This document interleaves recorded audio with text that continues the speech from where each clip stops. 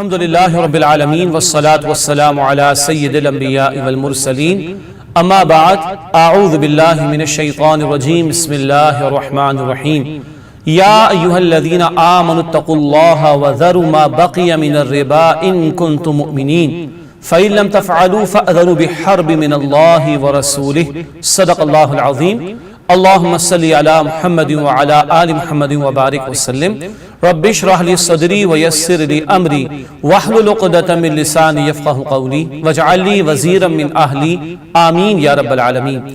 ناظرین کرام السلام علیکم ورحمۃ اللہ وبرکاتہ۔ کبیرہ گناہوں کا بیان جاری ہے اور کوشش ہے کہ ہمارے معاشرے میں معروف اور رائج جو بڑے گناہ ہیں ان کا ذکر مختصراً ہمارے سامنے آئے تاکہ ان گناہوں سے ہم بچنے کی کوشش کریں۔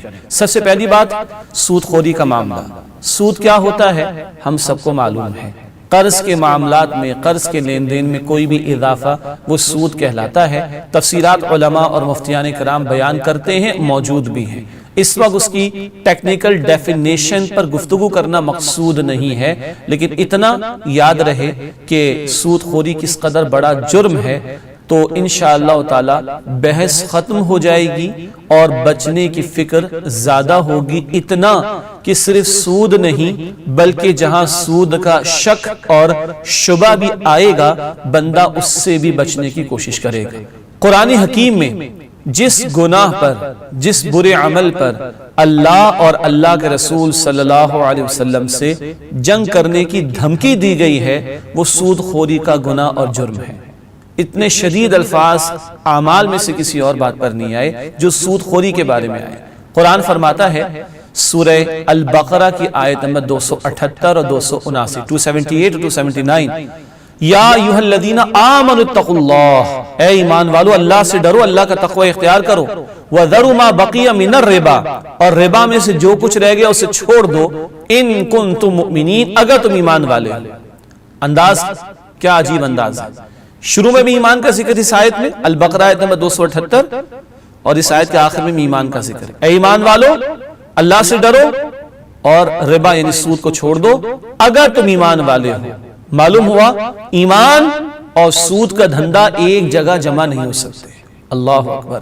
آگے فرمایا فَإِن لَمْ تَفْعَلُوا فَأَذَنُوا بِحَرْبٍ مِّنَ اللَّهِ وَرَسُولِهِ، اگر یہ سود خوری کا لین دین نہیں چھوڑتے، سودی معاملے کو ختم نہیں کرتے، سودی نظام کو ختم نہیں کرتے تو اللہ اور اللہ کے رسول صلی اللہ علیہ وسلم سے جنگ کے لیے تیار ہو جائے۔ استغفر اللہ استغفر اللہ۔ میں نے عرض کیا تھا کسی برے عمل پر، کسی گناہ پر یہ الفاظ قرآن میں نہیں آئے جو سود کے معاملے پر آئے۔ اللہ اور اللہ کے رسول صلی اللہ علیہ وسلم سے جنگ کے لیے تیار ہو جائے۔ استغفر اللہ۔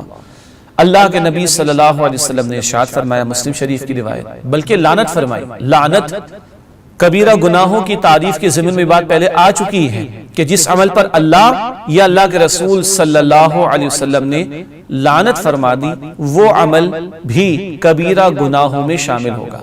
لعنت فرمائی اللہ کے رسول صلی اللہ علیہ وسلم نے سود لینے والے پر، سود دینے والے پر، سود کا معاملہ لکھنے والے پر اور اس پر گواہ بننے والے پر، اور ایک اور روایت میں ہے معاہدہ کرانے والے پر۔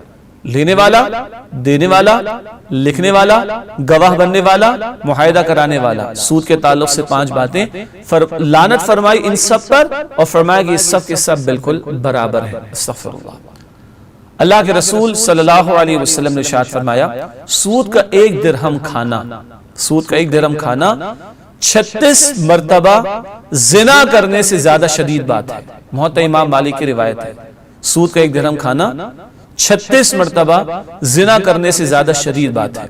اور اللہ کے رسول صلی اللہ علیہ وسلم نے ارشاد فرمایا، ابن ماجہ میں روایت ہے کہ سود کے گناہ کے 70 حصے ہیں، سود خوری کے گناہ کے 70 حصے ہیں۔ کم ترین حصہ یہ ہے کہ کوئی شخص اپنی والدہ کے ساتھ زنا کرے۔ استغفر اللہ۔ کتنی کراہیت والی بات ہے، کس قدر کراہیت ہے اس میں۔